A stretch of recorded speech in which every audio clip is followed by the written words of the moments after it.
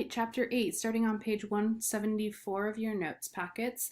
The first section that we'll be looking at, 8.1, is regarding conic sections and taking a new look at parabolas. So a conic section, when we think of a cone, we usually think of what's actually half of a cone. We usually think of just this part as being a cone, but a cone actually extends in both directions. And it's made by taking a line and holding it at a point and then rotating it kind of in a circle. Okay, and what you end up with, if you take a line and you rotate it about a point and it rotates and it makes this conic shape, is what looks like two ice cream cones that touch at the vertex. And we can cut this shape in different ways, and depending on the angle that we cut it at, we end up with what we call the conic sections. So the classic conic sections are a parabola, let's see here, a parabola, an ellipse, a circle, and then hyperbolas. Okay, now we're going to look at the standard form and the different variables that we can have in the different equations for all three of these shapes.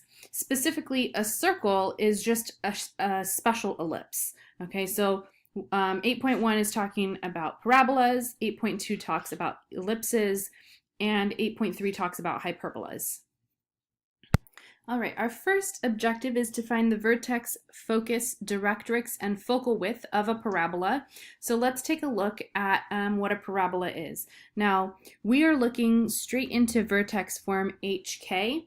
A lot of times the vertex is at the origin, in which case we would have 0, 0. But we're going to look at the generalized form with the vertex HK.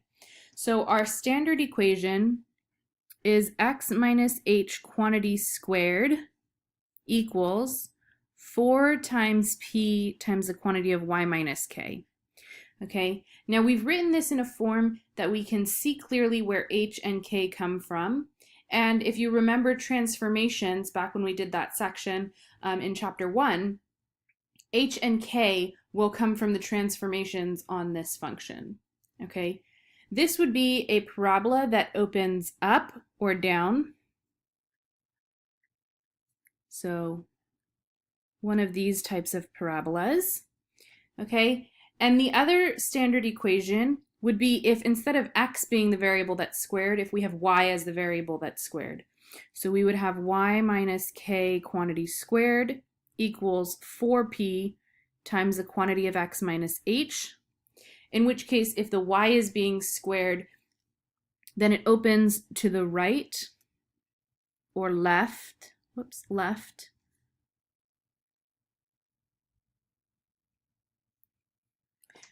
Okay, so once we have these equations and we know kind of what we're looking for, we can find specifically the focus. Now, when we're graphing a parabola, and we'll just use an upwards facing parabola, recall that this point here is the vertex, HK. Then we'll have this line, which I'll represent with a dashed line. This is called the directrix. And inside the parabola is what we call the focus. Okay, now a parabola is the set of all points that are equidistant from the focus and the directrix, where distance from a line is measured by a perpendicular line. Okay, so the way we can find our focus is that we have this formula that it will be h comma k plus p, or h plus p comma k. So then we can see that this distance here is p. Okay, hopefully that lighting is a little bit better. The other part of this graph or this diagram that we don't know yet about is the directrix. This is the line that's equidistance from our point. So the way we find the directrix, it's a line, so it should be a y equals and an x equals equation. For an upward and downward facing parabola, we have a horizontal line. So y equals k minus p. So you see this distance here is also p. And x equals h minus p. Okay, and that would be for a sideways facing parabola. And that means that we have now this axis of symmetry, which maybe I'll draw it in black so that we can tell it apart. Our axis of symmetry here, axis of symmetry, which can be found as x equals h and y equals k. And then we have our focal length. So this value p that we were talking about has a special name. It is our focal length, p. And the focal width, which actually can be seen in our standard form of the equation, is the absolute value of 4p. Okay, now a more detailed diagram on this is on the next page. So we can see both an upward and rightward facing parabola here, where we have our vertex hk, our focus, which is raised a distance of p above the vertex, and then we would have our directrix would be the horizontal line here. All right, and then for a sideways facing parabola, the same thing, where we have our directrix as a vertical line instead of a horizontal line. All right, let's look at example 1. Find the focus, directrix, and the focal width of the parabola. So looking at this parabola, the first thing I notice is that the x is squared. So we're going to use the form x minus h squared equals 4p times y minus k. And we want to find the values of h and k, p, and the absolute value of 4p. Okay, so if we can find the values for this equation, then we can find all of these things. Now notice the 4p is multiplied to the y, and here we have our coefficient in front of the x squared. So if we take y equals negative 1/3 x squared and multiply it by negative 3 on both sides, we'll be closer to this form. So we would have x squared equals negative 3y.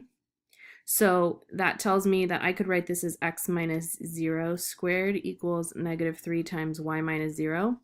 So h is 0, k is 0, and 4p is negative 3.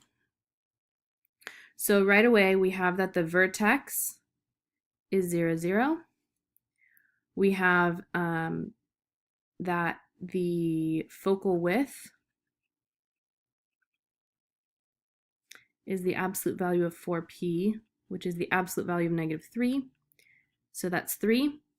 And then in order to find the focus, now the x is squared, so to find the focus, we would take h comma k plus p. So we have 0, comma, then we need to find our value for p. So if 4p is negative 3, then p is negative 3/4. So negative 3/4. So we found the focal width, the focus. Now we need the directrix. Directrix. Again, we're in the x squared column. So the directrix is y equals 0 minus p, which is 3/4. So we have y equals 3/4.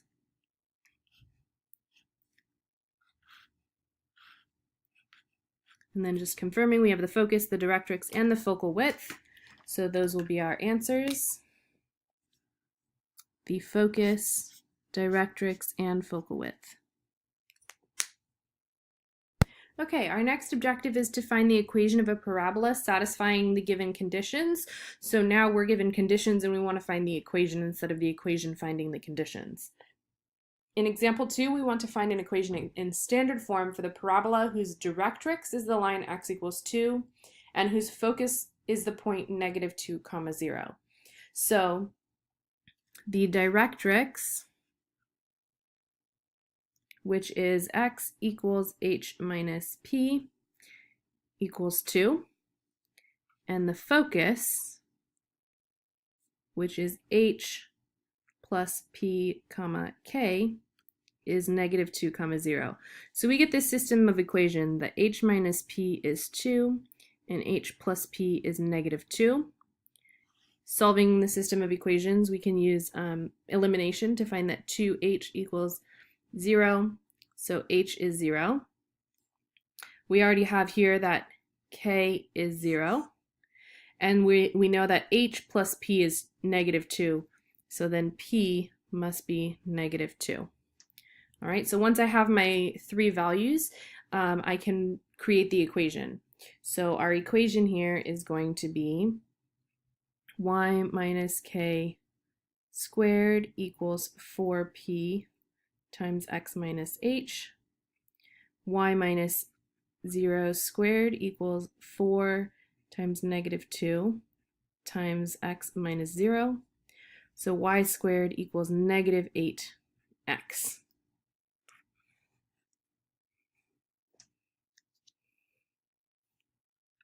Using the same process of defining and systems of equations, go ahead and solve example 3. Our next objective is to graph parabolas. So in example 4 it says to use a function grapher to graph the parabola. Now recall, a grapher can only graph functions, and if our y is squared, then this is not a function. So we need to solve this formula to find two implicitly defined formulas. Now recall, in chapter 1, implicitly defined formulas mean we're just solving for y.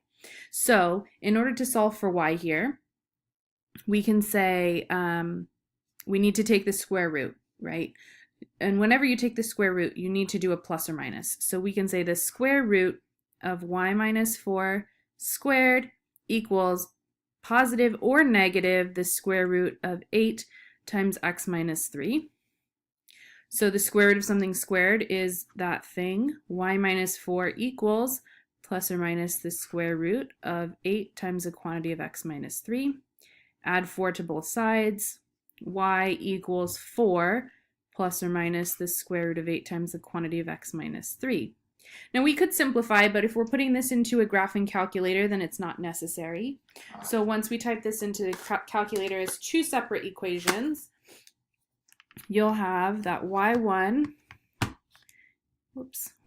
equals 4 plus the square root of 8 times the quantity of x minus 3, and 4 minus the square root of 8 times the quantity of x minus 3. I think I'm missing a parentheses up here. And then we graph it, and we see that we have here a sideways parabola. So, whoops. When we sketch this, we know that the vertex is going to be at 3, 4, x value of 3, y value of 4, 1, 2, 3, 1, 2, 3, 4, and then from our graph we saw that it is going sideways. So there's a quick sketch of the graph. In example 5, we want to prove that the graph is a parabola and find its vertex, focus, and directrix. So we want to put this function into standard form. In order to put this into standard form, we need to complete the square. Now we've already reviewed completing the square, but if you need a refresher, you can look back through old videos, and we want to complete the square on the variable that is squared, so on y. So in order to complete the square, we're going to reorder this: y squared plus 2y, and then I'm going to subtract everything else over to the other side, so leave a little bit of space. 6x minus 13. Okay, in order to complete this, I take 2 divided by 2 is 1, and square that is plus 1. To keep it balanced, I also have to subtract 1. And then I'll add the 1 to the other side. So I end up with y plus 1 squared equals 6x minus 12. Now I can factor out the 6, so I have y plus 1 squared equals 6 times the quantity of x minus 2. So that gives me a k value of -1, 4p is 6, and h is 2. So we have a vertex HK, which is 2, -1, focus H plus P comma K, which is, I'm going to rewrite this as 4 halves. So it's 7 halves comma -1. And the directrix x equals H minus P. 4 minus 3 is 1/2. X equals 1/2.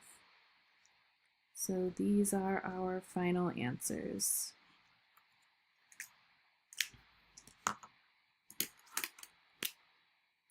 Vertex, focus, and directrix. All right, the last example, example 6. Our objective is to solve application problems involving parabolas. On the sidelines of each of the televised football games, the FBTV network uses a parabolic reflector with it should be a microphone at the reflector's focus to capture the conversations among players on the field. If the parabolic reflector is 3 feet across, so we know we have a parabola, and this distance is 3 feet, and this distance is 1 foot deep, where should the microphone be placed? And this is really asking, where is the focus? Where is the focus? So we know the focus is going to be inside the parabola, okay, but we need to know exactly where. So let's just, for ease, place this at the origin. So if we say that our parabola has a vertex at 0, 0, then we can let the focus be, the focus would be 0, comma P, right? Where that point there is at 0, P. So then we have the equation x squared equals 4P times y.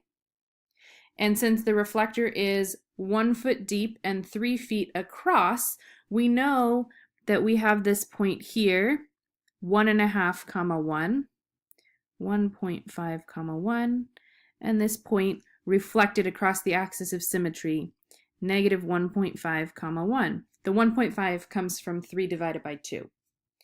All right, so if I put in an x value of either 1.5 or -1.5, and because it's squared, it doesn't matter which one I choose. So I'll just choose 1.5 squared equals 4P. I should have the y value of 1. So 1.5 squared is 2.25 equals 4P. Then P equals, dividing by 4, 0.5625. And remember, our unit here is feet. So to put this into something actually usable, we could convert that to inches. So if I then multiply by 12, I will get 6.75 inches. So the answer here is that the microphone should be placed 6.75 inches from the base of the dish. All right, take a moment to reflect on this section and then summarize what you learned in the box provided.